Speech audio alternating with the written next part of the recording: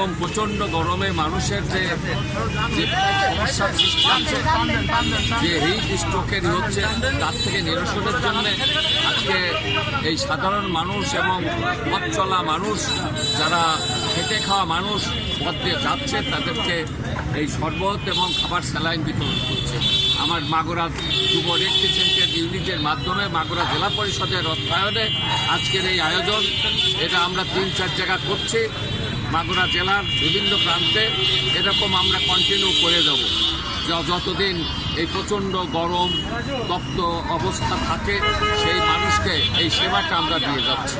আমার red crescent, যুব red crescent unit, তারা এই সকলকে এই ব্যাপারে তারা সহযোগিতা করছে এবং তারা উপকার করছে মানুষকে।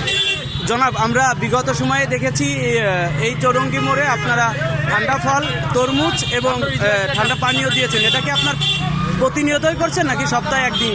না না, এটা আমি কন্টিনিউ, মানে আমরা এই যে তপ্ত যে খরাটা চলছে, এইটাই আমরা এখন শুরু করেছি।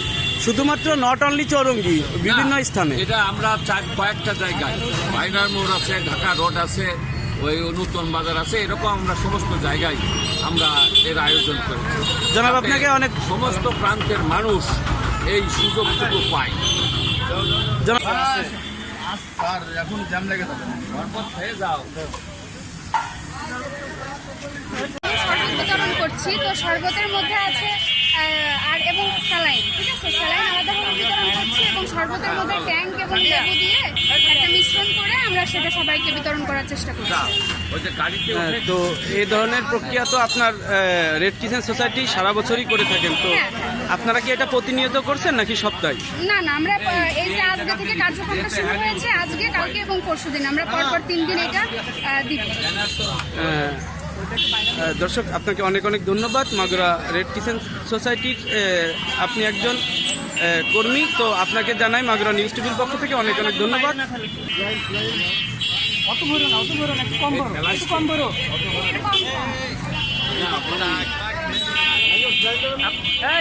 শরবত খেয়ে যান, শরবত খেয়ে যান। খাইছো? আচ্ছা,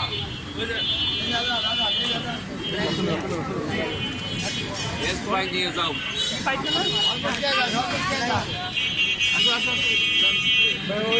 দর্শক, দেখতে পাচ্ছি মাগুরার জনসাধারণ, রিকশাওয়ালা, ভ্যানওয়ালা, দিনমজুর ও রোদে প্রচণ্ড তাপে যারা তাপদেহে আছেন তাদেরকে এসএমসি রোড স্যালাইন এবং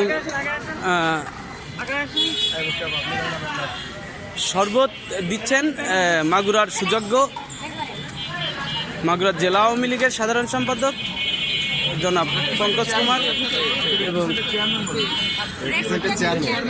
এবং রেড ক্রিসেন্টের সুযোগ্য চেয়ারম্যান পঙ্কজ কুমার কুণ্ডু। তিনি নিজ হাতে শরবত এবং খাবার স্যালাইন বিতরণ করছেন, আমরা দেখতে পাচ্ছি।